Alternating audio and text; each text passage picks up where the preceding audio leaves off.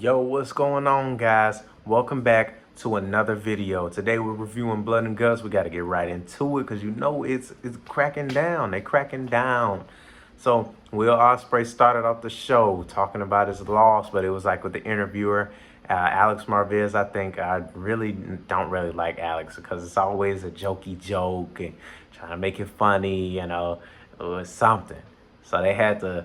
Basically, he was talking about his loss. He said he needs to get to the arena, and then his tire was slashed. So he went and he had to take Alex's car. Basically, he was like, "Alex, you got a car?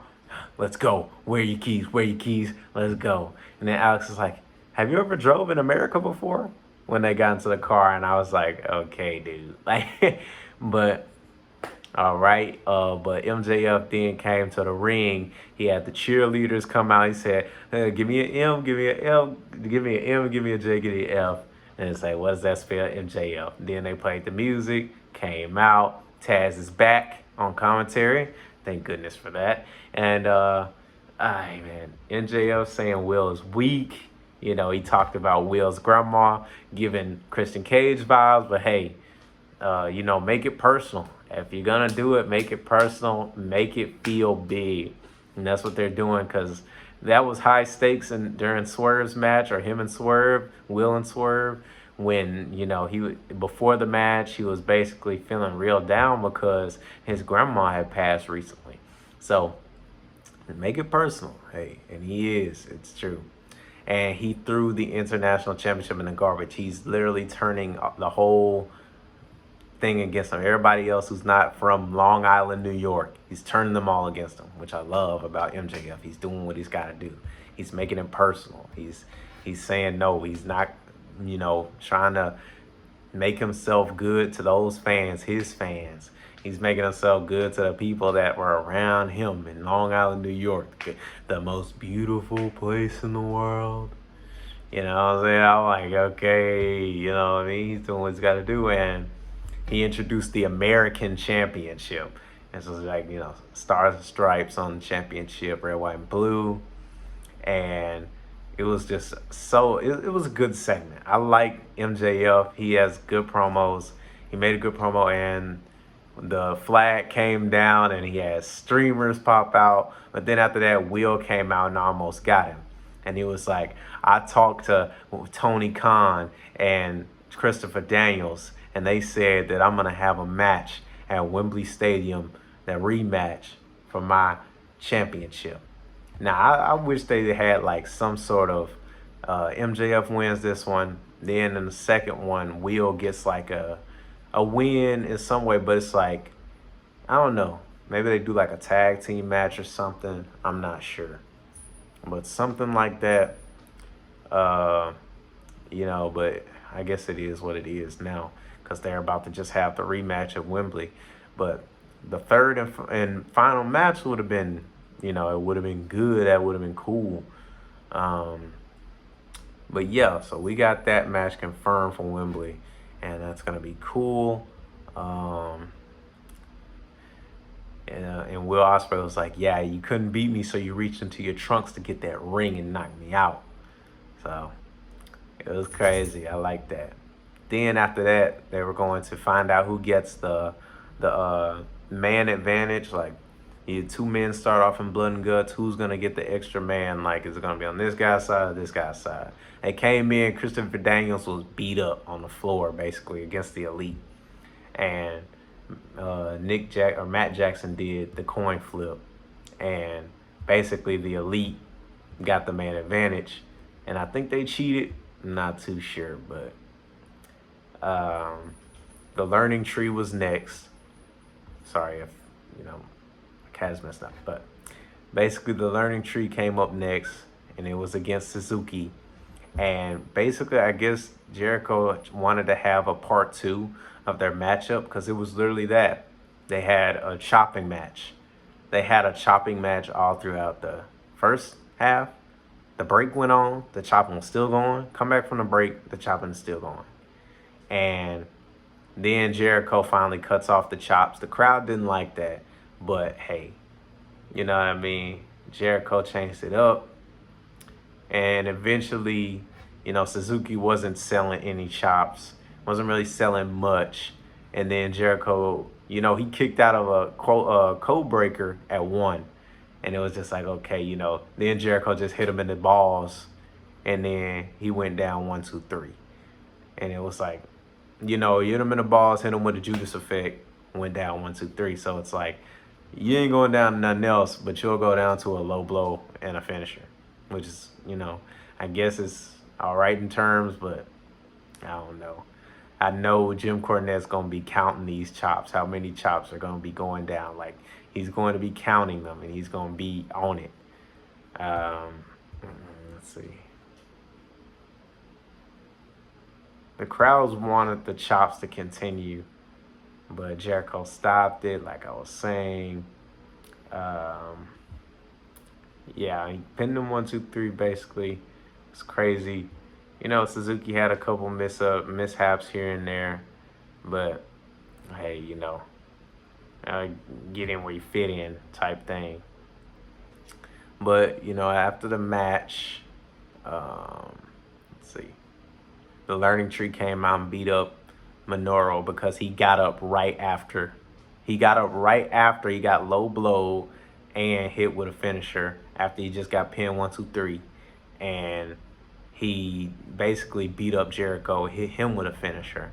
Then Jericho's crew came out and they tried to beat him down, but then Shibata's music played. He came out, he beat up the Learning Tree, let them out. And then apparently, like, there's some big thing going on with Suzuki and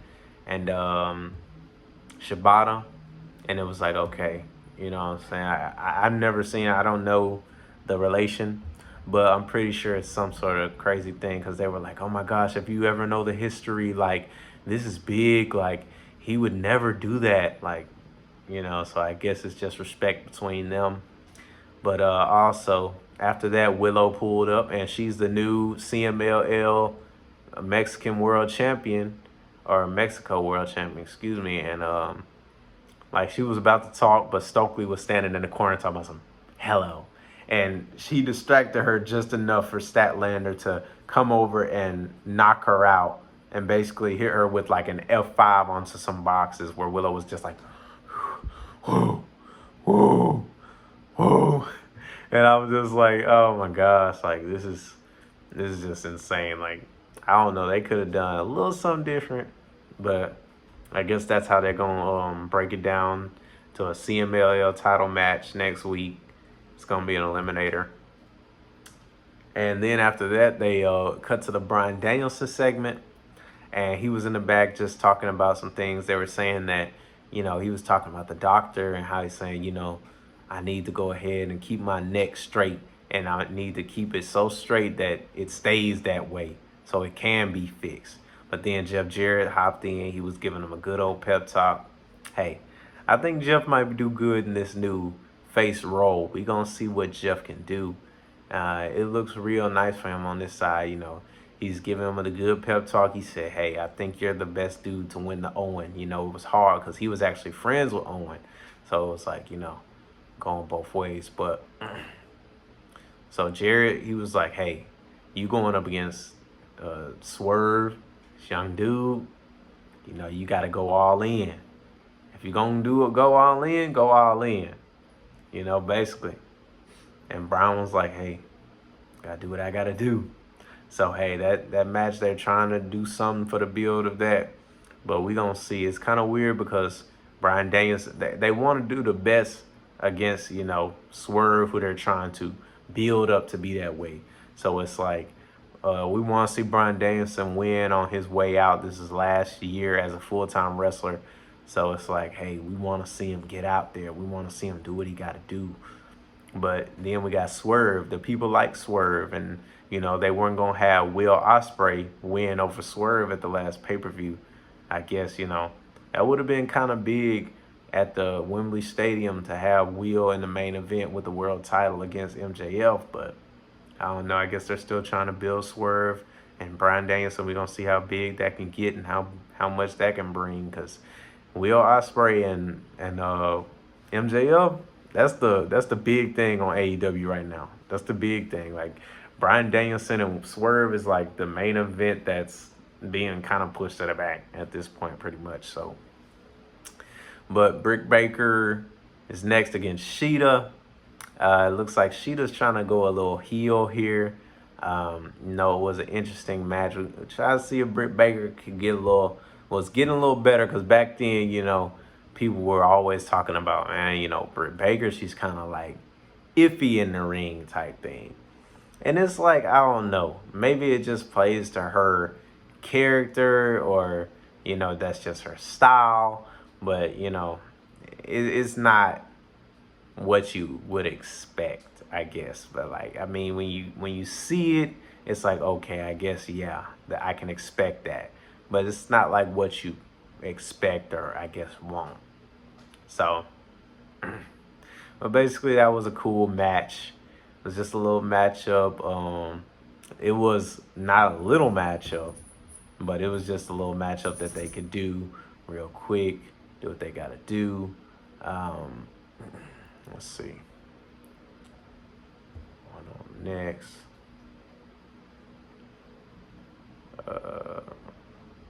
Next in the fight, we had Mercedes Moné. She came out to take the spotlight after she beat Sheeta.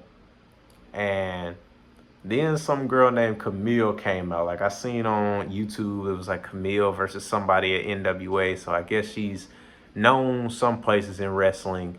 And now she's here, and she looks like she's going to be with the CEO, Moné Mercedes. So we're going to see where that goes. She has her little lackey now. So we're going to see what the dynamic is between them and how that's going to help her anyway. She did like a little torture rack thing and spin her around to a power bomb, which was okay, pretty cool. Christian Cage, he won the trios titles, boasting about that.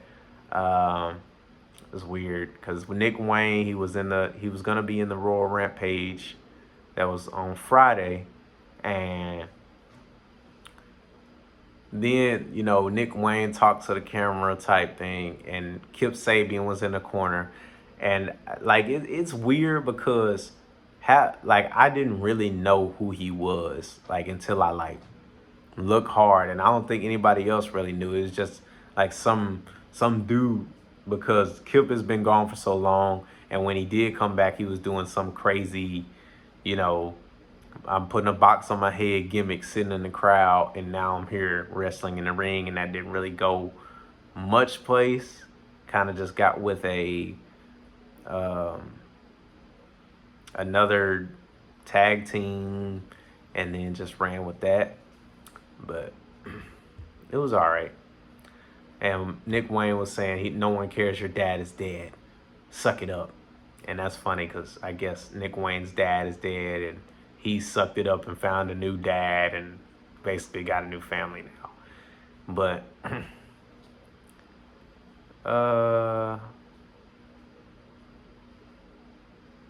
oh yeah, Pac came out going up against the doggone Iron Savages, and Pac just basically, he kind of beat him up. It was just basically big man, little man type thing, and Pac took him out. Hit him with a drop kick, brain buster. You kind of want to build those things in a match. Like, if you're going up against big man, I can't lift him up, can't lift him up. You finally lift him up, the crowd goes, wow, and then boom, get the win. But Pac went ahead and did it. He went ahead and broke it down to him. He has an international title match up next, so we're going to see how that goes.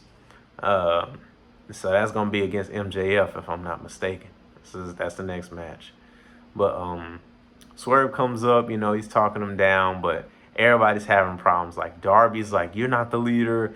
Like, this is some crap, bro. And then the Acclaim, okay, I don't like you, Darby, and I don't like you, Swerve, so when we gonna break it down? But Mark Briscoe came in the middle talking about, look, guys, we got to stick together. We can't do this. This is what the elite want. We got to go out there. We're the violent. We're the killers out here. And it did get violent, I'll tell you what. And Mariah May faced somebody from Nashville. It was really crazy because she just beat her down, basically. And it was a squash match in a sense. And at that, She hit the girl with a drop kick, dominator, hit the finish, and then hit Tony's little hip attack in the corner to get that win off. Tony's music hit, and then it was supposed to be like, Mariah May got us, but nah. You know, Tony was actually there. She took off her wig in the ring, and Mariah turned around slowly. And then they pushed them back to the corner when the staff and everybody got in the ring. And it was like, and she picked up the mic, Tony did. She was like, she was getting hold back. Are you ready to Diamond Ride? Because I am. And she threw the mic away. And I was like, okay, they trying to do something. They are trying to do something. And after that, it was time for the blood and the guts. Here we go, y'all. Okay, they had a good little package for it. You know, they showed a lot of the other things that happened in Blood and Guts and what this match is all about. Jack Perry, Darby Allin were the first two in. They were outside of the cage, and they went to the crowd. Bro, they put the steel steps at one point, and then Jack threw him into the crowd, and he went flying into a girl, bro. She was standing up there right in front of her, like, what's going on? And then next thing you know, here comes Darby Allin flying into the freaking thing. Like, goodness gracious. Like, I don't even know. Like, it was wild. Like, if that girl got hit in the face, like, you might as well just either sue or something. I don't know, bro. But, okay. Eventually, after that, they pushed back into the ring. And I was like, Darby usually has something crazy going on, because I remember one time he had like a face mask with thumbtacks on it, and I don't know if that was because his nose was broken or what, but let's see. But this time he had like a skateboard with thumbtacks on it, so it was like he still had something crazy. But they eventually got back in the ring from the crowd, come back, and then Nick Jackson came in, right?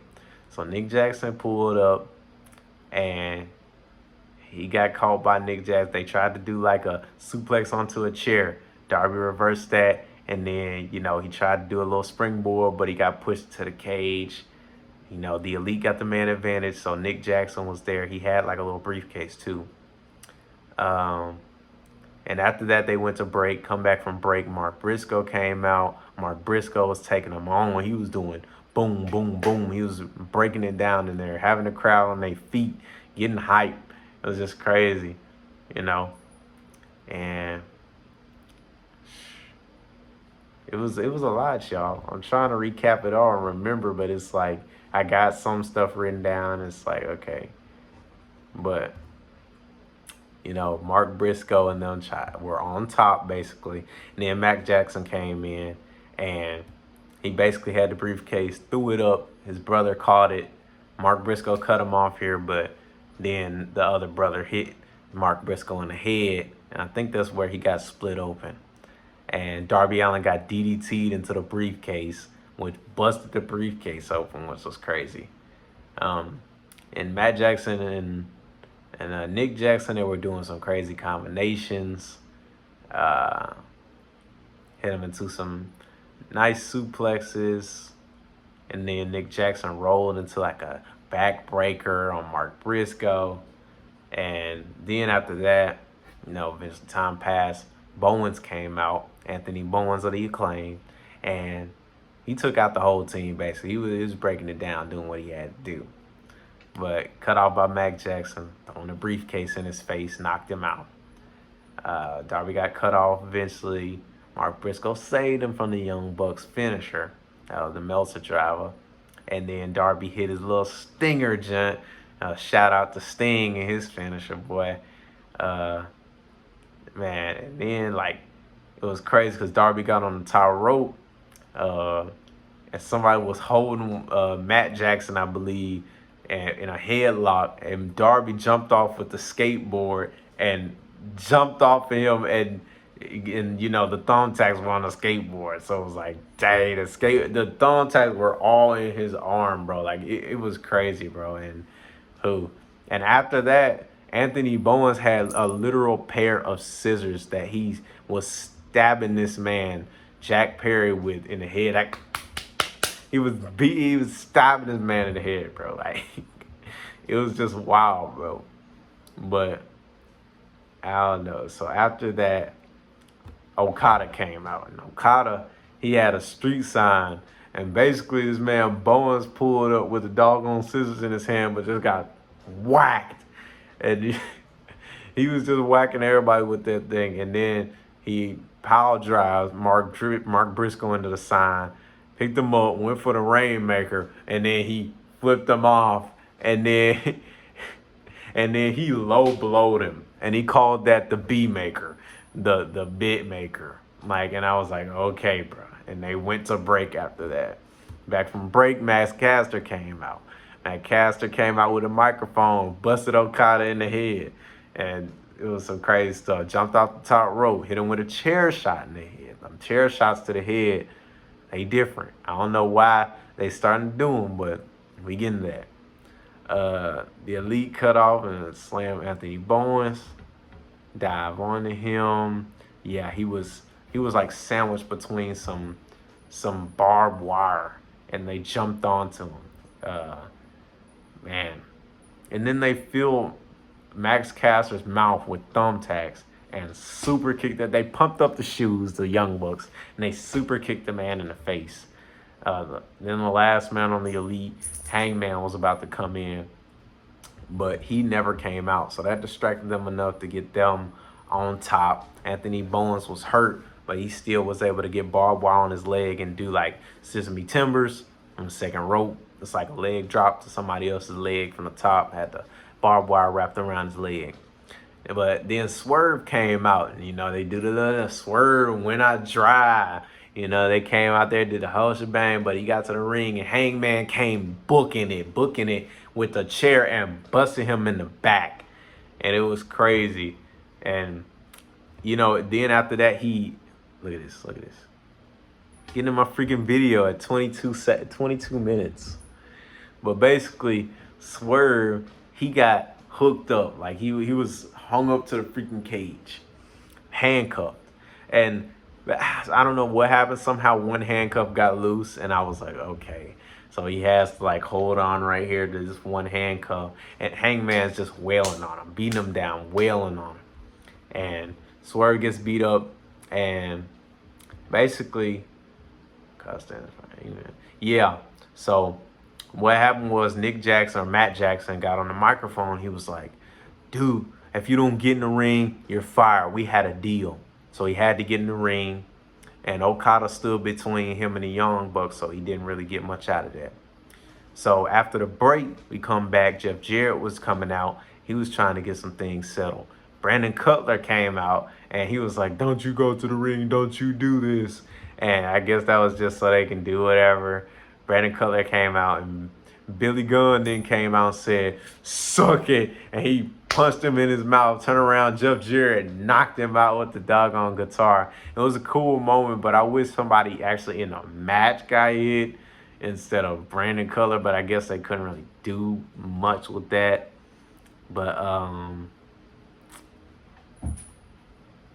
after that, they got through the handcuffs, or they got the handcuffs off with the key. And Prince Nana came with like some pliers, and we thinking the pliers gonna be the thing to get us out of the handcuffs, but no, they went to cutting the cage. So they cut the cage up, and Swerve jumps inside of the cage, like, and it's like now he was going crazy. Clotheslines, power bombs, power bomb him into the other Young Buck. Jack Perry hit him with a brain buster.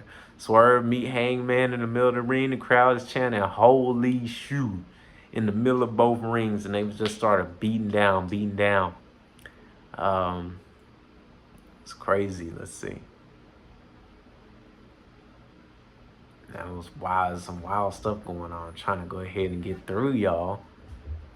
Man, Mark Briscoe, it was wild because they were in the ring going back and forth after they got in the ring with that, like, Hangman clotheslined him over the top rope. Tried to put barbed wire on Swerve's head. Darby cut him off with, like, something crazy. Mark Briscoe then came in and tried to help out. He got super kicked by both the Young Bucks. No sold it, double clothesline. Jack Perry cut them off. Then Swerve hit his signature move with a doggone kick to the face. And then Swerve had a staple gun and tries to get Hangman, but he was holding it back. Nick Jackson hit him with a low blow. And then they opened the briefcase that they brought in, and they had more staple guns in it. And it was crazy because they were all, Swerve was looking around. It was like a freaking Chinese action movie, bro. He was looking around like this. Then they all was surrounding him with the doggone staple guns. Staple this man. They were stapling this man up. And basically he was like on the ground like this, and then he started laughing, bro. And it was crazy because that man got back up, bro.